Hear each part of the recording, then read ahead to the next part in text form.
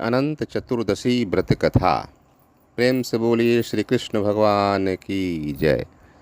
श्री सूत जी महाराज ने शौनक आदि ऋषियों से कहा कि पूर्व समय में माँ गंगा के तट पर धर्मराज युधिष्ठिर महाराज ने जरासंध के वध के लिए राजसूय यज्ञ का आयोजन किया।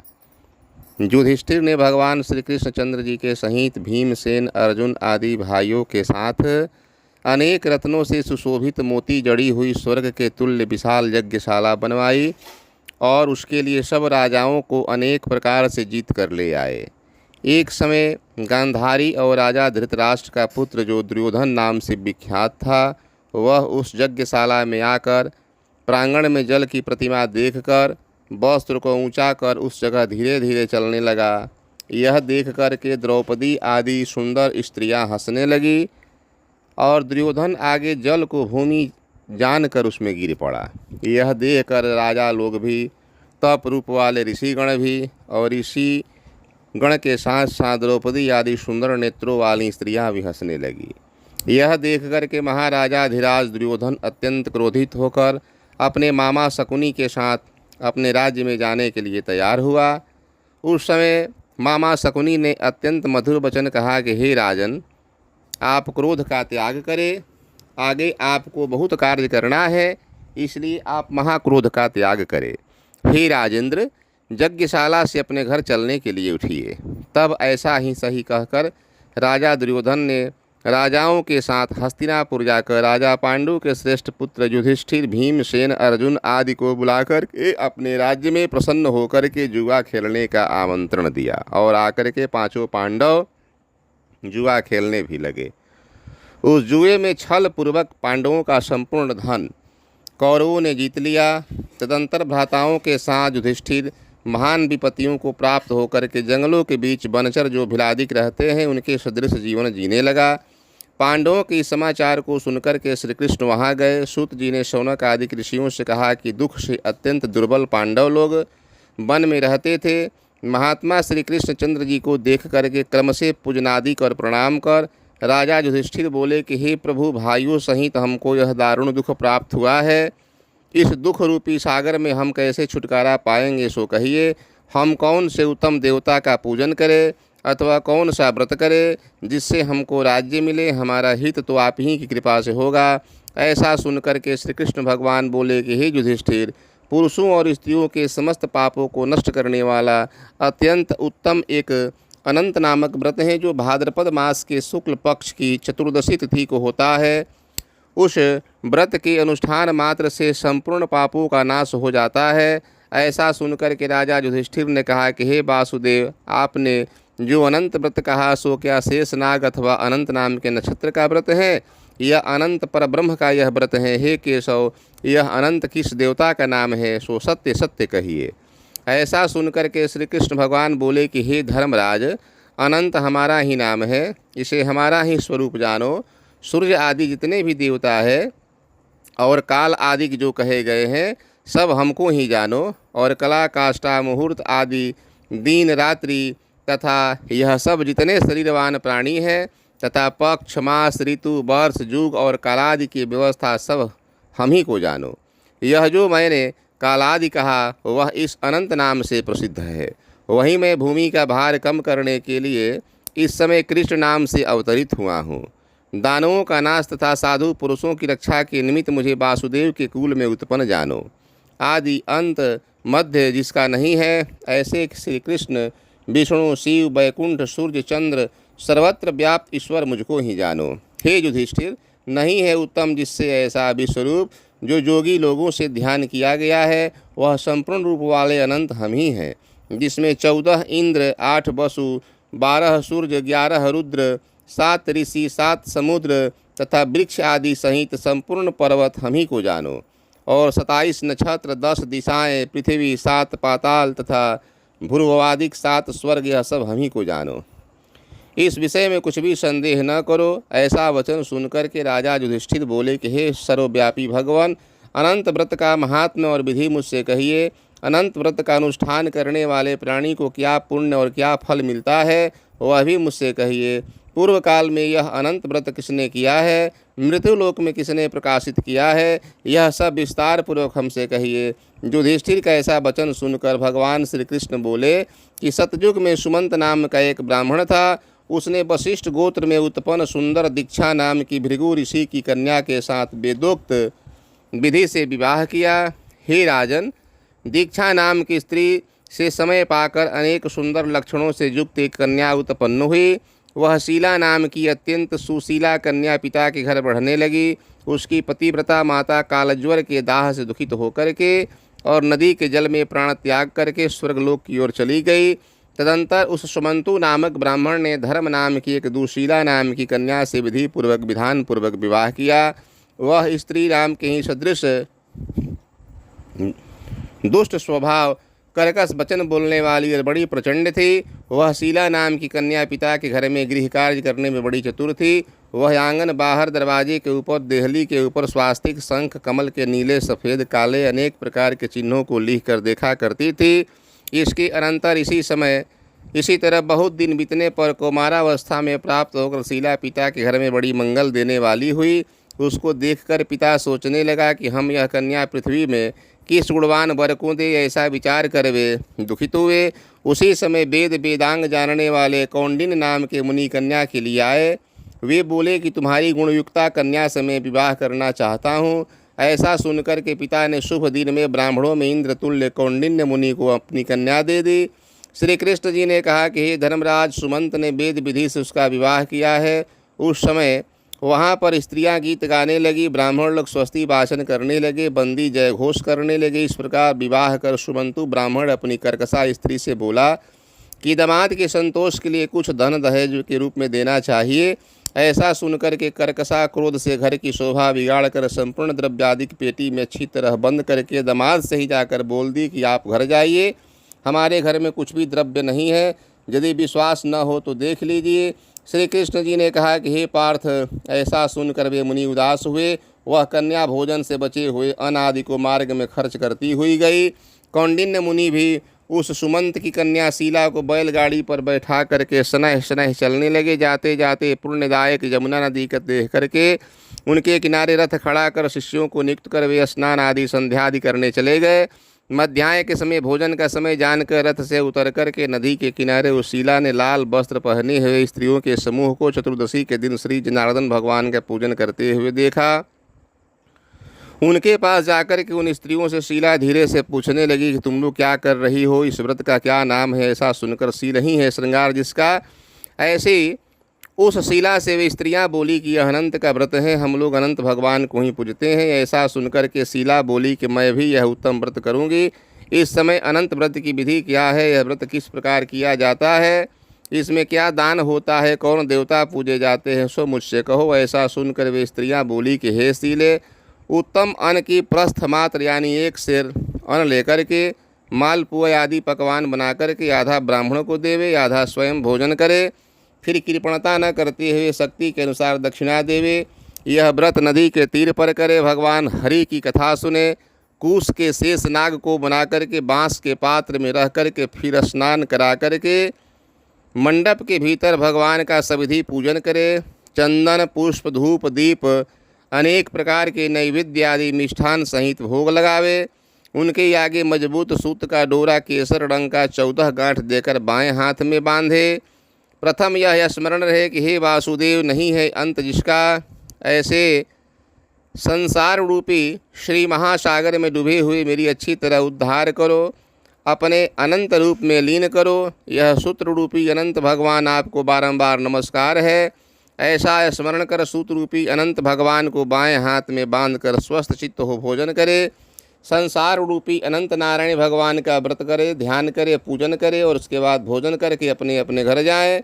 हे भद्रे, यह व्रत मैंने तुमसे कहा। भगवान श्री कृष्ण युधिष्ठिर से कहते हैं कि हे राजेंद्र, प्रसन्न चित्त से ऐसा व्रत विधान सुनकर के शीला भी सुंदर डोरे को हाथ में बांध करके व्रत करने लगी। जैसा 14 गांठ देकर बाएं हाथ में बांधना कहा है, वैसा ही बांध करके भोजन का आधा भाग ब्राह्मण को देकर के अपशिष्ट जो शेष बचा था स्वयं खा करके फिर प्रसन्न मन से पति के साथ बैलगाड़ी द्वारा अपने घर को गई और तब से उसका शुभ शकुनों पर विश्वास हो गया। यह अनंत व्रत के करने से गोधन धन धन्याद से भरपूर हो गया। वह सोने में ग्रथित माणिक्य और मोतियों के हारों से घूषित और अतिथि पूजन में सर्वदा व्याकुल रहती थी। सुख से रह करके मणियुक्त करधनी तथा मोतियों की मालाओं से अलंकृत घर में पति के साथ उत्तम वस्त्र पहन करके सावित्री के समान शोभित होने लगी। किसी समय पति ने बैठी हुई शीला के हाथ में बंधा हुआ सुंदर डोरा देखा और शीला से बोला कि हे शीले, डोरा क्या तूने मुझे बस में करने के लिए बांधा है? इसका कारण कहो। ऐसा सुनकर के वह शीला बोली कि जिसके प्रसाद से संपूर्ण धन धान्य संपदा मनुष्य को मिलती हैं, वहीं अनंत हमने धारण किया है। भगवान श्री कृष्ण ने कहा कि लक्ष्मी के मद में अंधा होकर के शीला के ब्राह्मण पति ने शीला के वचन सुन करके उसकी बाँह के डोरे को जल्दी से तोड़ दिया और अनंत कौन है ऐसा कहते हुए पाप कर्म करते हुए मूर्ख ने डोरा को अग्नि की ज्वाला में डाल दिया।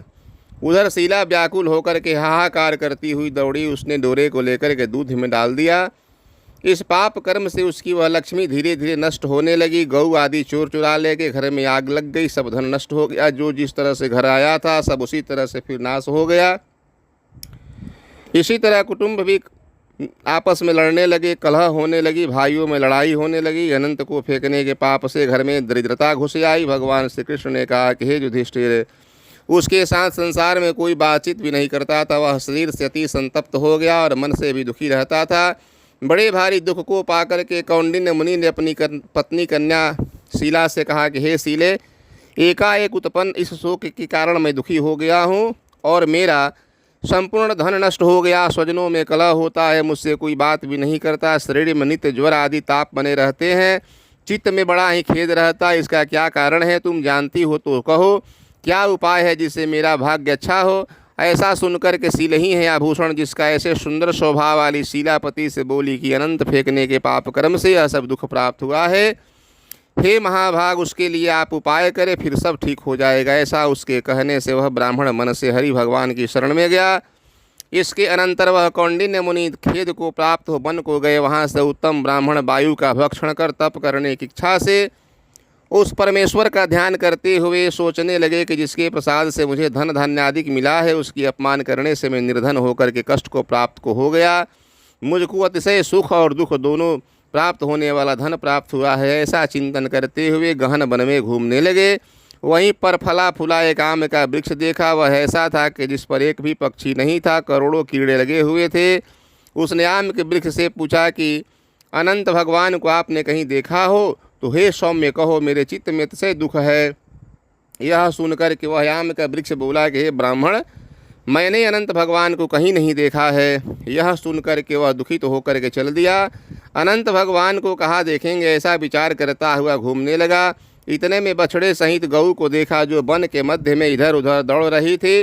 भगवान श्री कृष्ण ने कहा कि हे पांडव, यह ब्राह्मण गऊ से बोला कि तुमने अनंत भगवान को कहीं देखा है तो बताओ। इसके बाद गऊ बोली कि हे कौंडिन्य, मैंने अनंत भगवान को नहीं देखा। उसके बाद आगे जा कर के घास पर बैठी हुई वृषभ को देख करके उसे पूछा कि हे गौपति, तुमने अनंत भगवान को देखा है? बैल बोला कि मैंने अनंत भगवान को नहीं देखा। उसके बाद आगे जा कर के बड़ी सुंदरी दो पुष्करणियों को देख करके उन बावलियों का जल उसमें से इसमें से उसमें आता जाता हुआ अनेक प्रकार का कलोल करता हुआ कमल कलहार कुमुदिनी आदि के पत्तों से युक्त होकर के शोभायमान हो रहा है। भ्रमर हंस चकोर बगुल आदि पक्षियों से सेवित उस पापी को देख करके ब्राह्मण ने उन दोनों पुष्करणियों से भी पूछा कि तुम लोगों ने अनंत भगवान को कहीं देखा है? यह सुनकर के वे दोनों पुष्करणियाँ बोली कि हे द्विज, हमने अनंत भगवान को कहीं नहीं देखा। आगे जाकर किसी तरह एक हाथी को देखा, इसके बाद एक गदहा को भी देखा। उन दोनों से भी ब्राह्मण ने पूछा कि क्या आप लोगों ने कहीं अनंत भगवान को देखा है?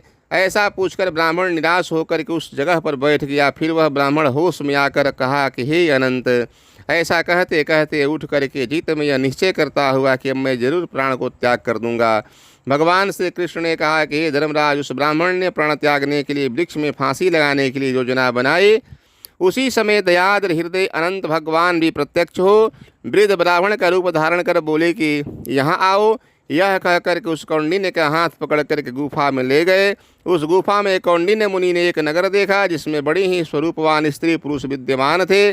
शुभदायक दिव्य सिंहासन पर भगवान बैठे थे, जिसकी अगल बगल शंख चक्र गदा पद्म और गरुण शोभायमान हो रहे थे। कौस्तुभ मुनि धारण किए हुए वनमाला आदि अनेक प्रकार के आभूषण धारण किए हुए विश्वरूप अनंत भगवान को उस कौंडिन्य मुनि ने देखा।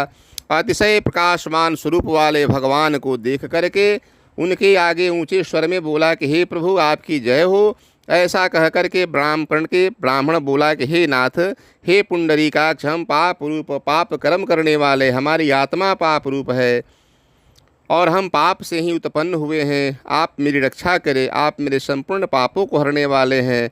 उस मुनि का वचन सुन करके अनंत देव भी बड़े कोमल वचन में बोले कि हे विपिंद्र, मत डरो, जो तुम्हारे मन में है सो कहो। ऐसा सुनकर कौंडिन्य ऋषि बोले कि हे प्रभु, मैंने धन से उन्मत्त होकर के अनंत का डोरा तोड़ दिया। उस पाप कर्म से मेरा धन नष्ट हो गया। घर में अपने कुटुंबियों से कलह होता है, जिस कारण मुझसे कोई भी बात नहीं करता। इस तरह दुखित होकर के आपके दर्शन करने की इच्छा से मैं वनों में भटक रहा हूँ। हे देवेंद्र, आपने कृपा कर अपना दर्शन दिया, अब मुझ पर दया करके उस पाप की शांति का उपाय मुझसे कहिए।